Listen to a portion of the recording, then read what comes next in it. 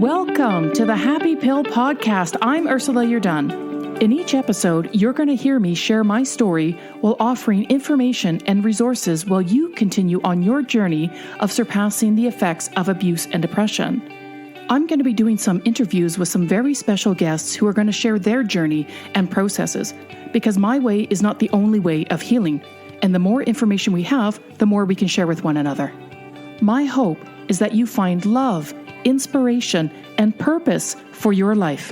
So let's get started.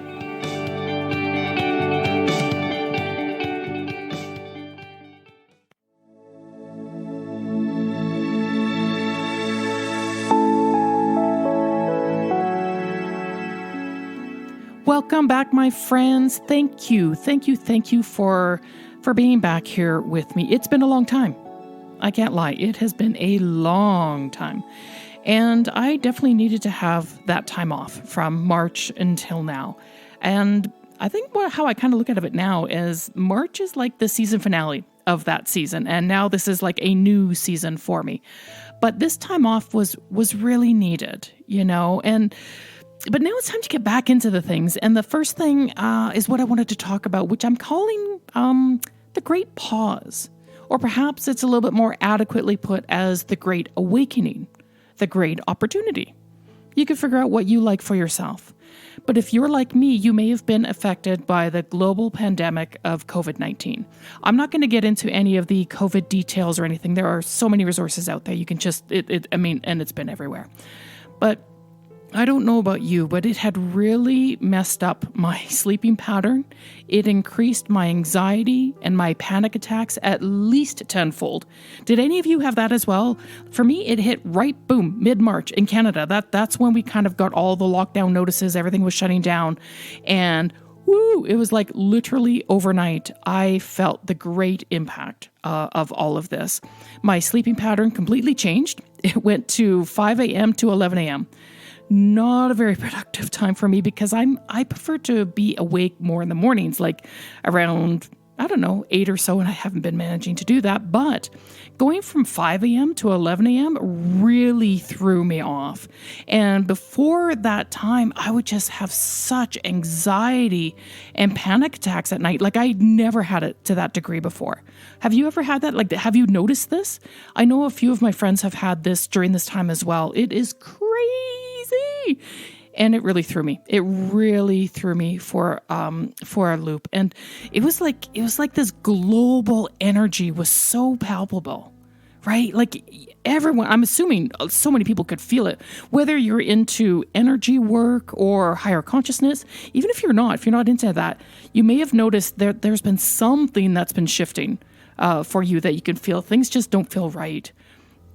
And I don't know if you noticed too, but I found that the energy was very heavy and full of uncertainty. And that's where I think the earthly energy was resting at, right? Which played a major factor in my sleeping pattern, which with CPTSD made it way worse than it was. Like if it was bad, like I've been trying to go from worse back to bad. If you could believe that, but it was crazy. It was horrible. But it's the anxiety of not knowing what's going to happen next, right? It's people were losing their jobs, and not just their jobs. They're losing their livelihoods. Some businesses have been lost for good, and let's not forget the greatest impact where many people lost their lives. They lost their loved ones so rapidly. And it's challenging. It's challenging for all of us to cope with all of that at once with so much uncertainty. And it's just overnight, the world as we knew it shifted in the shortest amount of time. And so this affected everything, not just our physical world, but our emotional and mental ones too, which equates to a higher anxiety and panic levels. And I believe this stems from not having any control of our lives and this fear of the future, not knowing what's going to happen, and all of it turned global. So everyone is feeling the same impact, right? But I've also come to recognize that this time, this opportunity, it's been given to do so much needed, deeper interpersonal work. Basically, as the earth cannot sustain such avoidance and abuse that she's been going through, nor can we do that for ourselves as individuals. What was no longer working is meant to be let go of. And that's what this great pause means to me. It's a time where all of us are having to look deep within ourselves and heal what must be healed and awaken. We need to wake up, right? Individually and at a global scale. And during this time, my voice has also had the opportunity to heal. It's not completely perfect. It's not completely back to where it was. But for those of you that have been following me along this journey, you can probably hear the difference already, right? I am so grateful to have it return to this point right now. And I appreciate the amount of time and work that I've been doing these past few months, which I have needed off. Some of the healing work that I've been doing is a new technique with a new therapist, and it's called MICBT. It's Mindfulness Integrated Cognitive Behavioral Therapy. And I'm going to attach a PDF of what MICBT is into the resources page on my blog, which is on my website. So in very basic terms, it helps to change the way of thinking, not just the content of our thoughts. It's allowing me to reprogram my way in a new light, one where I'm not focused on the trauma and instead I'm focused on the present and what my mind and body are sensing in the present moment. And my therapist, and he keeps using this word all the time, including in the meditations, this word keeps using, it's about learning equanimity. Equanimity, which means not being attached or reacting. It's about not reacting to the thoughts and the sensations of the body, or essentially the emotions, right? So not reacting to thoughts and sensations. That's what equanimity is. And this has been a real challenge for me. And as you can imagine, as you've been listening to my stories, this has been one of the most therapeutic challenges I have ever had to do in all of my healing. It's the most difficult therapeutic challenge I've had. And it's not because that the work is all that difficult, but because it's so foreign to me. This is the problem, because I've been so identified with my thoughts and emotions, and that this is so CPTSD, right? And this is what Eckhart Tolle talks about when he refers to the pain body. If you don't know about Eckhart Tolle, I suggest really looking him up and his work. It's really, really so insightful. And I have his book on the resources page if you're not aware of his work. But because of the work that I'm doing, I'm now learning to understand that a thought is just a thought. That's it. This is what my therapist has told me. I'm like, really? Like a thought's just a thought? And a sensation in the body is just a sensation. It's nothing more. And the less I identify with them, the more present I'm going to become. Now, this work involves a lot of meditation, which admittedly has not always been easy for me. It really hasn't. And it's doing them twice a day, which has proven to be another challenge. But really, I've noticed that the problem that I've had is being present in my body. And through this work, I had no clue, like zero awareness of how desensitized I am in my own body. Well, really, I wasn't even in my body because I've been mostly identified with the abuse and PTSD, right? So being in my body is a foreign concept to me. And because I haven't been able to do that, I haven't been able to be present. So what it means is that I'm identified with my past, the old behavioral patterns, the thought patterns and emotions, which then creates fear for the future because I'm emotionally, mentally stuck in the past and then fearing of the future because of these patterns, and potentially projecting, a false reality in the future. This kind of hypervigilance, which is not only just exhausting, but it does not allow me to be present. And I've talked about this before, and it's something that I've always been trying to work on, but it wasn't until this program that I've really started to become more aware. And the amount of focus that I have to put into these meditations is mind-blowing to me because I've never had to focus this strongly before. It's beautiful, but it's also kind of strange to me, going, oh my gosh, I can feel the t-shirt that I'm wearing, which I couldn't before. I couldn't feel things in my body. I'm like, well, I'm sitting here, and my therapist would ask me, well, like, are you feeling what you're sitting on? Like, can you feel your pants, your clothes, your shirts? Are your hands on your legs? I'm like, oh, I don't, like, I couldn't even identify with that, right? Because I'm just so elsewhere. It was crazy. And I was like, oh, my hand is actually on my lap. Oh, I can feel that.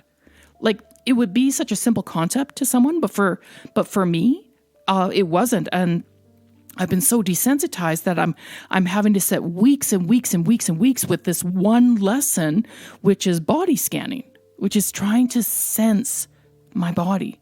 And to do that, I can't be thinking. So that's been a challenge in and of itself, but I'm getting there.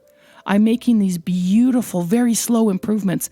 And the biggest thing for me is to not harp on myself if I can't get it right away, because I'm not like anybody else. I'm not going to heal like anybody else, just like you're not going to heal like anybody else. So I'm taking my time, and my therapist, he's really wonderful about it. And this is the first time I'm actually working with a male therapist. I've never worked with a male therapist before, and for obvious reasons, right? But he's been really good. He's been very patient. We've been doing everything by like Zoom and stuff like that, or whatever appropriate app. Online app that we're using. So it's quite interesting. And in this great pause, this time away from anyone and anything has allowed me to take even a deeper look into myself and into my condition, right? And really look at letting go of what no longer serves me. And I can feel this building up. It continues to build and build and build. So, and I've had like many of my friends experience this during this time away from their usual life, to look inward. Relationships have ended. Some have strengthened. Some families have broken up. And some people are changing their life path to what they truly desire instead of doing what needs to be done just to pay the bills, right? Nobody wants to just be this worker bee just to pay the bills. We all have a purpose. So I guess I'm asking you, friends, like, have you discovered anything during this time? Have you noticed that this time was actually gifted to us, even in all of its difficulty? Did we notice like how quickly Mother Earth could heal herself if she was just given the time? Like, has anyone been aware of this? Like in just 1 month, we could see firsthand how the air quality was cleaning up around the globe. Right? There's places in India where they could finally see the mountains that they haven't seen, that were always there, but there was so much pollution in the air. I mean, imagine, if Mother Earth can do this in 1 month, what do you think that means for us? Do you think that we can do this for ourselves and finally let go of things that no longer serve us, that we can change our environments, internal and external? Get grounded into ourselves, right? Our true selves, to find our healing ability and the beauty that we really are. So if you could look at this time as very challenging or scary or panicking, you could look at it that way, right?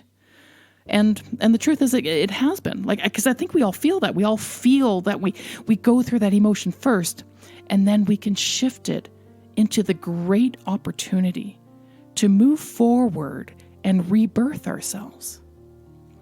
And I mean, let's face it, we cannot rebirth if we are unwilling to let go.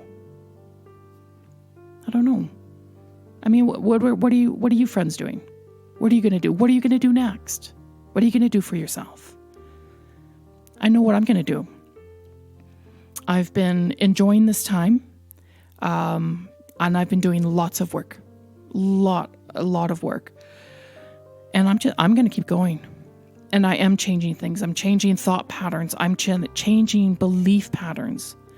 And I have needed this opportunity to get even deeper, to really make that connection and make it authentic. So I'm incredibly grateful.